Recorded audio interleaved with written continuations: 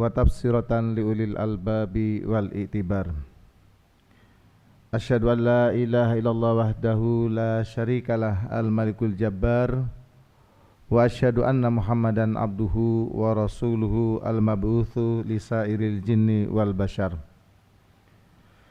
Allahumma salli wa sallim ala nabiyil mukhtar Muhammadin wa ala alihi wa sahbihi wa man tabi'ahu bi ihsanin ila daril qarar, amma ba'du. Faya ibadallah usikum wa iyaya bitaqwallah faqad fazal muttaqun.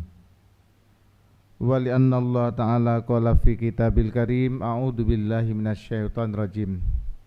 Ya ayyuhalladzina amanu ittaqullaha haqqa tuqatih wa la tamutunna illa wa antum muslimun. Wa qala Rasulullah sallallahu alaihi wasallam ittaqillaha haitsuma kunta wa adbi'is sayyatal hasanata tamhuha wa khaliqin nasa bihulukin hasanin. Masyarul muslimin, jamaah Jumat yang dimuliakan Allah, alhamdulillah kita bersyukur kehadirat Allah Subhanahu wa taala. Allah dengan sifat Ar-Rahman dan Ar-Rahimnya senantiasa memberikan kasih sayang kepada kita.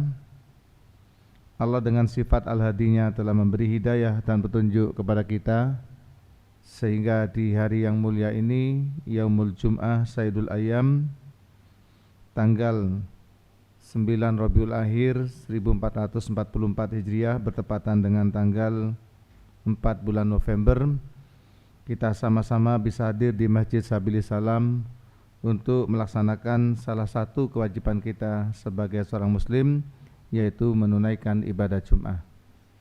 Semoga ibadah yang tengah kita laksanakan ini maupun ibadah-ibadah yang telah kita laksanakan sebelumnya senantiasa dapat diterima oleh Allah Subhanahu wa taala. Amin amin ya rabbal alamin.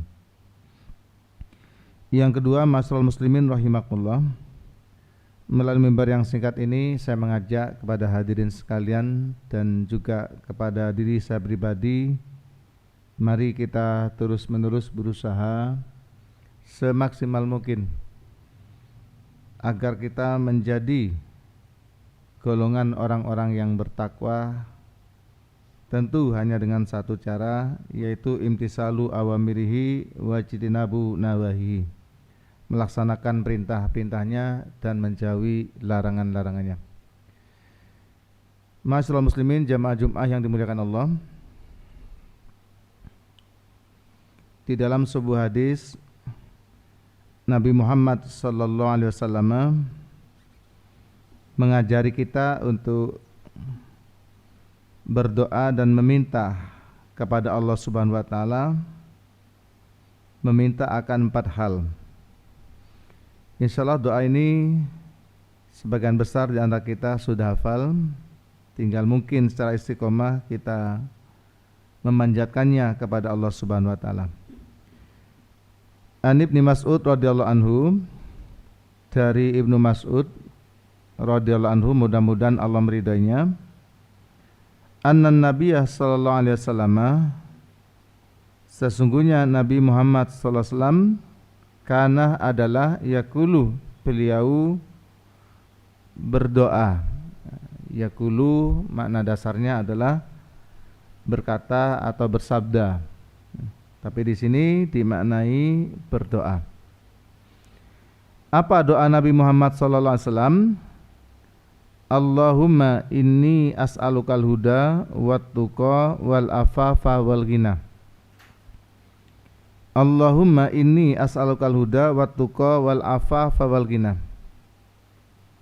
Kalau kita berdoa bersama menggunakan dhamir mutakallim al-ghair, maka redaksinya sedikit berbeda. Allahumma inna nas'alukal huda wat tuqa wal afafa wal ghina.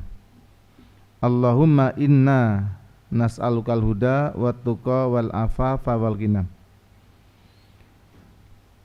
Allahumma ya Allah, ini sesungguhnya aku as'aluka memohon kepadamu ya Allah.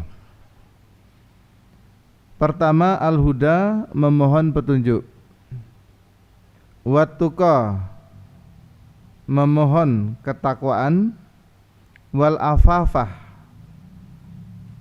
memohon untuk memiliki sifat ifah. Wal ghina, serta kecukupan atau ketercukupan hidup. Rawahu Muslim, hadis riwayat Muslim. Jamaah Jumat yang dimuliakan Allah, ada 4 hal yang kita minta sebagaimana yang dicontohkan oleh Kanjeng Nabi. Yang pertama al-huda, yang kedua at-tuqa, yang keempat al-afafa atau ifah, yang ketiga, yang keempat al-ghina. 4 hal ini penting, meliputi aspek rohani maupun jasmani, aspek batin dan aspek lahir. Yang pertama yang kita minta adalah al-huda, petunjuk. Al-huda dimaknai ar-rasyadu, yaitu bimbingan, petunjuk dari Allah Subhanahu wa ta'ala. Bahasa lainnya adalah hidayah. Lalu ada pertanyaan, apakah kita masih membutuhkan hidayah? Bukankah kita sudah mendapatkan hidayah sehingga kita memeluk agama Islam? Memang betul kita sudah mendapat hidayah yang fundamental, yang paling dasar, yaitu hidayah berupa iman, berupa Islam. Namun ma'asyiral muslimin rahimakumullah, untuk membuktikan keislaman kita, bahwa kita betul-betul Islam yang sejati, mukmin sejati, ya, dan kita bisa melaksanakan ajaran-ajarannya, maka di situ kita membutuhkan hidayah. Di dalam realitasnya kita jumpai banyak orang yang sudah mendapat hidayah Islam, dia sudah bersyahadat, bahkan dia memang sejak lahir sudah Islam karena lahir dari keluarga, di tengah-tengah keluarga yang muslim-muslimah. Namun kita saksikan masih banyak yang belum sholat 5 waktu. Ketika Ramadan belum berpuasa, bahkan tidak berpuasanya juga tidak malu-malu terang-terangan. Demikian pula ada yang sudah waktunya bisa naik haji tapi tidak kunjung mendaftar, padahal biaya sudah ada. Kenapa itu terjadi? Karena memang belum mendapat hidayah untuk melakukan itu. Karena dengan hidayah petunjuk itu, maka seseorang menjadi ringan untuk melaksanakan ajaran-ajaran agamanya yang ia telah peroleh dengan hidayah iman dan Islam itu. Hadirin ma'asyiral muslimin rahimakumullah, dari sini pula maka kita tidak boleh berhenti untuk terus minta bimbingan kepada Allah Subhanahu wa ta'ala, untuk terus meminta hidayah petunjuk supaya kita tidak tersesat di dalam memilih jalan, supaya kita tidak malas berat untuk melaksanakan ajaran-ajaran agama kita. Sehingga banyak doa yang kita hafal adalah ihdinas siratal mustaqim. Ya Allah, tunjukkanlah kepada kami jalan yang lurus. Itu yang pertama. Jadi kalau kita melihat ada orang yang belum melaksanakan amalan atau ajaran Islam, kita juga menyebutnya mudah-mudahan dia segera mendapat hidayah sehingga bisa berpuasa di bulan suci Ramadan, sholat 5 waktunya lengkap.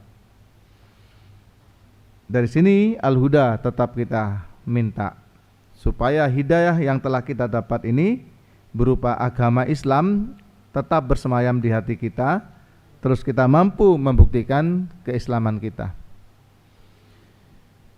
Lalu yang kedua yang kita minta jamaah Jumat yang berkah adalah at-tuqah, yaitu ketakwaan. Ya. Allah Subhanahu wa taala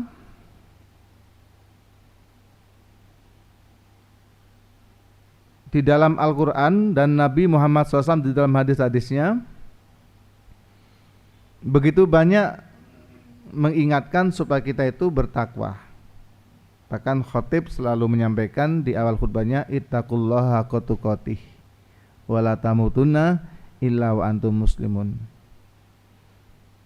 Banyak ayat-ayat yang menyuruh kita untuk bertakwa. Tetapi tidak semua orang Islam bisa bertakwa. Nah, untuk bertakwa maka di situ dibutuhkan kekuatan, pertolongan dari Allah Subhanahu wa taala, kekuatan lahir batin. Untuk sholat itu membutuhkan pertolongan dari Allah. Untuk bisa puasa membutuhkan pertolongan dari Allah.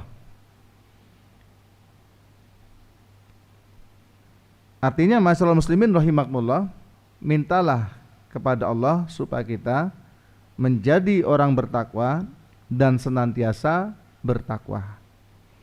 Jika Allah memberi pertolongan maka semua menjadi ringan. Bangun subuh ringan, sholat isya enteng, sholat duhur Jum'ah di tengah-tengah kesibukan tidak ada masalah. Sholat asar yang mungkin dalam perjalanan pulang juga diselesaikan. Apalagi maghrib yang sudah ketika kita ada di rumah. Tetapi jika pertolongan Allah tidak datang, untuk mewujudkan hal tersebut amatlah berat. Banyak kendala, banyak alasan untuk meninggalkan perintah Allah. Alasan sibuk, alasan capek, alasan tidak sempat, bahkan ada yang nyata-nyata sadar, kenapa panjenengan belum sholat? Ya, saya nunggu pensiun. Kenapa panjenengan belum puasa, belum sholat? Ya, saya belum mendapat hidayah. Ya, dia menyadari kalau belum dapat hidayah. Nah, dari sini yang kedua ini sangat penting. Karena hidup kita, di dalam diri kita ini ada dua kekuatan. Kekuatan malaikat dan kekuatan iblis. Malaikat selalu mendorong-dorong, mengajak-ngajak kita untuk berpihak kepada kebenaran, kebaikan. Tapi setannya selalu mengintai kita. Selalu menyatu dengan kita, yang tiba-tiba mengendalikan kita. Ada yang menyebutnya dengan menyelinap. Ada yang menyebutnya, Nabi Muhammad menyebutnya as-syaitanu yajri majrad dam. Setan itu mengalir mengikuti aliran darah, saking dekatnya. Maka tidak heran ketika pagi dia taat, tiba-tiba siang sudah durhaka. Tidak heran siang dia bagus, sore sudah tidak bagus. Malam sabar menjadi orang sabar, begitu pagi menjadi pemarah. Karena setannya memang mengendalikan. Hadirin ma'asyiral muslimin rahimahullah, ini butuh kekuatan untuk bertakwa datangnya dari Allah Subhanahu wa taala. Yang ketiga adalah al-afafah, yaitu iffah. Apa iffah? Di sini sampaikan at-tanazzuhu amma la yubahu, yaitu mensucikan diri dari sesuatu yang tidak diperbolehkan, berarti haram. Kita meninggalkan sesuatu yang haram.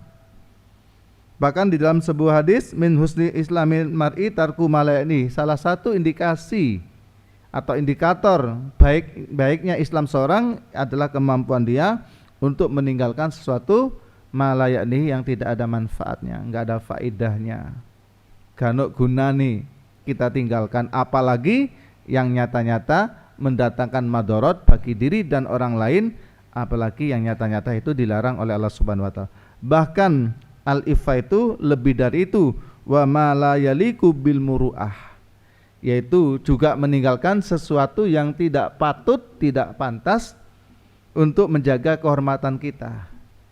Muru'ah itu ada yang menyebutnya wibawa, ada yang menyebutnya muru'ah itu ya harga diri, kehormatan. Dari mu'ruah ini muncul kalimat yang terkenal sekarang adalah marwah. Marwah itu harga diri, kesucian, kehormatan, marwah bangsa, marwah keluarga, marwah pribadi. Ada hal-hal yang memang mungkin bisa kita laksanakan tapi nggak patut, nggak pantas. Mungkin di antara kita apa ya, misalnya makan sambil jalan itu bisa menghilangkan muruah, kewibawaan ya. Atau apalagi yang kira-kira gak pantas, misalnya ada pengurus takmir ya, kok kumpul sama orang-orang minum minuman keras walaupun nggak minum dia, tapi kumpul, orang lain melihatnya, loh kok kumpul sama itu, atau apa yang kira-kira nggak pantas ya. Kadang muruah itu dilihat oleh orang lain tentunya ya, oleh cucunya, ada kakek-kakek ya ikut joget ya. Itu dilihat cucunya itu langsung jatuh ya, muruahnya yang kita kenal sekarang dengan marwah. Nah ini asas kepatutan dan kepantasan dalam Islam itu penting, sehingga dalam Islam itu namanya ada tahsiniyah. Ketika kita sholat jamaah sekalian itu auratnya itu cukup antara pusar dengan dengkul itu sah bagi bapak-bapak, itu cukup sarungan. Tapi apakah pantas ketika kita takbir dengan buka dada, dengan ketiak yang ya kelihatan bulu-bulunya, lah ini kan juga muruah ya. Nah ini tahsiniyah, jadi ada yang memang secara syar'i itu sah tapi perlu tahsiniyah. Lalu yang terakhir adalah al-ghina. Apa al-ghina? Adalah ghinan nafsi wal iktina amma fi aidinas, yaitu kecukupan. Kecukupan secara materi bisa masuk di sini. Kecukupan secara jasmani rohani itu tentu yang kita harapkan. Jasmaninya tercukupi materinya, tetapi sebenarnya kekayaan yang sebenarnya adalah laisal ghina ginal arad walakinnal ghina ginan nafsi. Kekayaan yang sebenarnya bukan kaya harta tapi adalah kaya jiwa, yang mana kita dibimbing oleh syukur sehingga berapapun yang kita miliki maka itu akan merasa cukup dan kaya dan pastilah bahagia. Itulah jamaah sekalian, ada 4 hal yang mari kita minta pada Allah sebagaimana Rasul memintanya. Allahumma inni as'alukal huda wat tuqa wal afafa wal ghina. Jika hafal alhamdulillah, jika belum hafal nanti bisa dilihat di kitab Riyadhus Shalihin sekitar hadis ke-71 ya. Hadis ke-71 monggo nanti bisa dilihat, apalagi HP bapak-bapak sudah bagus semua, di situ bisa di browsing saja. Mudah-mudahan menjadi ilmu yang bermanfaat. In ahsanal kalam kalamullahil malikil alamidil jalali wal ikram, wallahu subhanahu wa ta'ala yaqul wa biqaulihi yahtadil muhtadun. A'udzu billahi minasyaitonir rajim. Ya ayyuhalladzina amanu udkhulu fis silmi kafah wa la tattabi'u khutuwatis syaiton innahu lakum aduwwum mubin. Barakallahu li wa lakum fil Qur'anil azim wa nafa'ani wa iyyakum bima fihi minal ayati waddzikril hakim wa taqabbala minni wa minkum tilawatahu wastaghfiruhu innahu huwal ghafurur rahim.